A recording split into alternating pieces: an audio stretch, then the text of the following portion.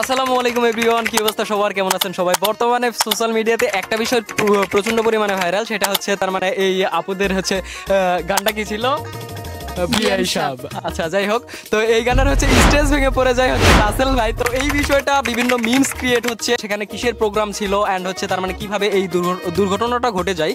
So আমরা first of all হচ্ছে যাবো রাসেল ভাইয়ের কাছে। ভাইয়া, তো ওটা মেনলি হচ্ছে কিসের প্রোগ্রাম ছিল, যে প্রোগ্রামে গিয়ে আপনি হচ্ছে স্টেজ ভেঙে পড়ে গেছিল, ওটা কিসের প্রোগ্রাম?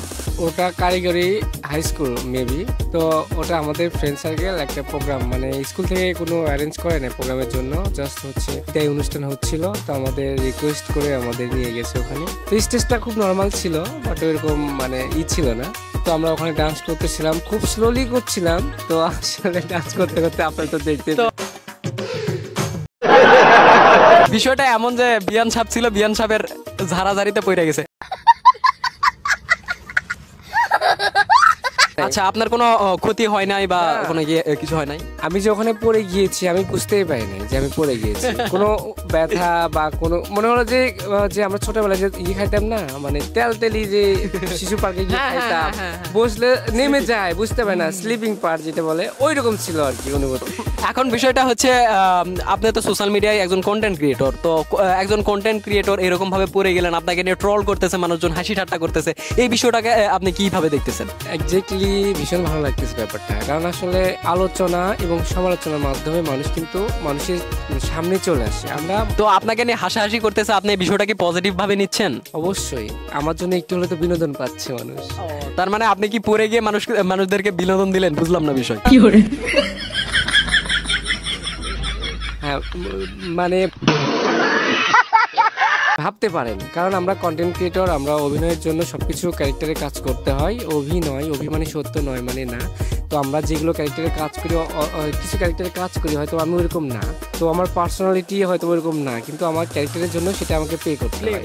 তো সেই ক্ষেত্রে আমি মনে করবো এটা একটা বিনোদন, এটা আসলে ইজিলি ভাবে নিয়েছি। কিন্তু কমেন্ট বক্সে অনেকে বলতেছে এগুলো কিয়ামতের আলামত, আদার্স মেলা কিছু আপনাদেরকে গালি দিতেছে, তো এই বিষয়টাকে, গালিটাকে আপনি কিভাবে নিচ্ছেন? আসলে আমি ওখানে আগে দেখেছি যে মানে কমেন্টস গুলো নেগেটিভ পজিটিভ কোনটা বেশি।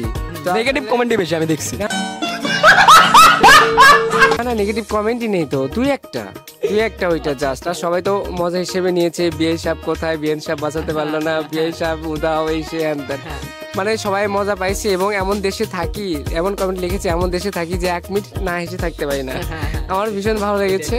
আর আমি আসলে সবার কাছে এতটা ফোকাস ছিলাম না, বাট এখন যে হারে ফোকাস হয়েছে এটা আমার জন্য একটা প্লাস পয়েন্ট। ভালো লেগেছে ব্যাপারটা, সবাই আমাকে সাপোর্ট করেছে।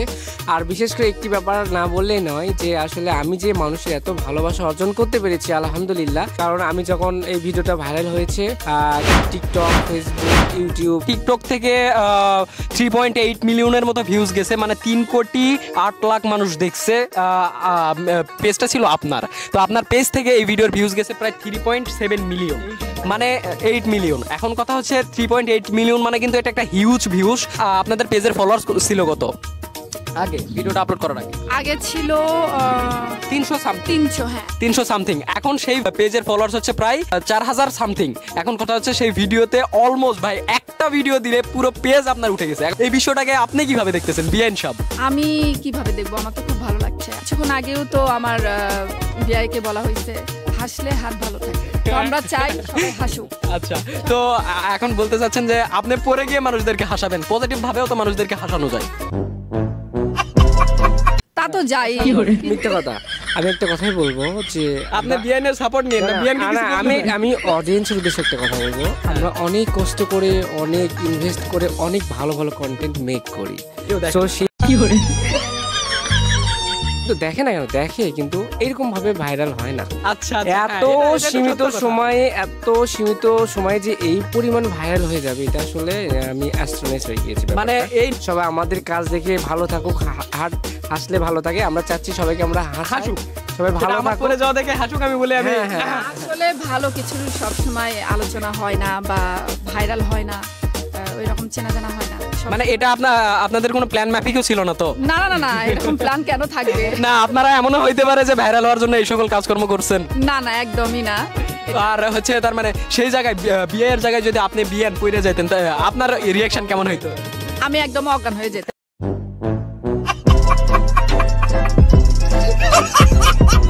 সোশ্যাল মিডিয়ায় আছেন তো অনেকদিন হলো, তো এই সোশ্যাল মিডিয়া থেকে এতদিনে আপনি মানুষদেরকে রাস্তাঘাটে বের হইলে মানুষ আপনার দিকে তাকায় বা সেলফি নিতে আসে, সেই অনুভূতিটা আপনার কাছে কেমন লাগে? অনেক ভালো লাগে যে সবাই আমাকে খুব ভালোবাসে, সম্মান করে। এটা তো অনেক কষ্ট করে অর্জন করেছি। আর হচ্ছে এই মিডিয়া নিয়ে সামনে কত দূর যাওয়ার ইচ্ছা আছে? আছে, অনেক দূর যাওয়ার ইচ্ছা আছে, যদি আল্লাহ রহমত করে বা ভালোভাবে যেতে পারি। তো এখন বর্তমানে কন্টেন্ট ক্রিয়েট করতেছেন, কি টাইপের কন্টেন্ট ক্রিয়েট করতেছেন? এই তো ফানি ভিডিওগুলো। অনেকগুলো কন্টেন্ট সেক্টর আছে, যেমন হচ্ছে ব্লগিং, তারপরে হচ্ছে আপনার ইমোশনাল, তো এইগুলো সবকিছু থেকে আপনি কেন ফানিতে আগলেন? আসলে এটা হচ্ছে যে মজার কিছু ভিডিও আমরা দর্শককে উপহার দেওয়ার চেষ্টা করি। সব সময় তো সবাই অনেক হচ্ছে যে অভিনয়। কথাটা একটু জোরে বলেন, আপনি কি ভয় পাচ্ছেন আমাকে দেখে? না না, ভয় পাবো কেন, ভয়ের কি আছে? হ্যাঁ বলেন, এখন বলেন। না, যেটা বলছিলাম আর কি, যে সবাই তো অন্যরকম অভিনয় বা কাজ দিয়েই থাকে, কন্টেন্ট দিয়েই থাকে, তো আমরা অন্যভাবে দেওয়ার চেষ্টা করছি আমাদের মতো করে। জানি না কতটুকু ভালো হয়, যদি ভালো লাগে অবশ্যই দর্শক আমাদেরকে একসেপ্ট করবে বা সামনের দিকে আগাতে পারবো, আর তাদের ভালোবাসায় ভালো কিছু করতে পারবো। তো যাই হোক, এখন কথা হচ্ছে আপনার মান্থলি ইনকাম, এগুলো হচ্ছে প্রাইভেট বিষয়, কিন্তু তারপরে আপনার থেকে যদি আমি জানতে চাই, আপনি কি বলবেন যে আপনার মান্থলি ইনকাম কত মিডিয়া থেকে? তেমন না আসলে, এখন ওইভাবে হয় না, হবে এক সময় হয়তো কষ্ট করলে সেটা হতে পারে। এখন যতটুকু হয় আলহামদুলিল্লাহ। মানে আপনি একটার পিছনে ছুটতেছেন যে ভবিষ্যতে হবে, কিন্তু এখন হচ্ছে না, এখন বর্তমানে আপনি চলতেছেন আর মিডিয়ার পিছনে তার মানে দৌড়াচ্ছেন। আপনার ফ্যামিলি থেকে এই বিষয়টা কিভাবে দেখে যে আপনি মিডিয়াতে এত কিছু সেক্টর ছেড়ে এসে আপনি চাইলে তো অন্য সেক্টরেও যাইতে পারতেন, মিডিয়াতে কেন? আপনার ফ্যামিলি এই বিষয়টাকে কিভাবে দেখতেছে? এটা আমার ভালো লাগে, আর এই জিনিসটা আমি ভালোভাবে করতে পারি, এই বিষয়টা আমার ভিতরে আছে, এই জন্য আমার ফ্যামিলি আমাকে সাপোর্ট করে, সাপোর্ট আছে। আচ্ছা, আর এরকম ভাবে এই ভিডিওটা যে ভাইরাল হয়েছে, এটা তো আপনার ফ্যামিলি দেখছে নিশ্চয়ই? হ্যাঁ অবশ্যই দেখছে। তো এইরকম ভাবে পড়ে গেল বা এরকম একটা দুর্ঘটনা ঘটে গেল, আপনার ফ্যামিলি কি বলতেছে?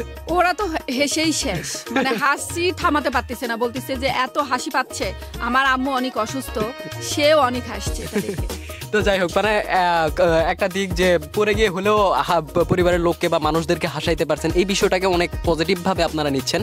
সো যাই হোক, এই বিষয়টাকে আপনারা কিভাবে নিয়েছেন অবশ্যই কমেন্ট করে জানাইতে ভুলবেন না। অ্যান্ড ভাই, অ্যারাউন্ড এইরকম ভাবে ভিডিওটা ভাইরাল হয়ে যাবে আমরা আসলে কল্পনাই করতে পারি নাই। সো দিন শেষে কিন্তু আমরা সবগুলো একসাথেই, এখানে আমরা ব্যতিক্রম কিছুই না। এখন হয়তো বা কথার মধ্যে অনেক কথা আমরা হয়তো বা একটু পচানে টাইপ কথা আমি বলে ফেলছি, তো এগুলো আমরা নিজের মধ্যে, আর এগুলো বিষয়ে আপনারা নেগেটিভ ভাবে ওইরকম ভাবে নেবেন না, আমরাই। তো যাই হোক, সবাই ভালো থাকবেন, সুস্থ থাকবেন, আল্লাহ হাফেজ, দেখা হচ্ছে নেক্সট কোনো ভিডিওতে। আর আজকের ভিডিওটি আপনাদের কাছে কেমন লাগলো অবশ্যই কমেন্ট করে জানাইতে ভুলবেন না। Till then, bye by.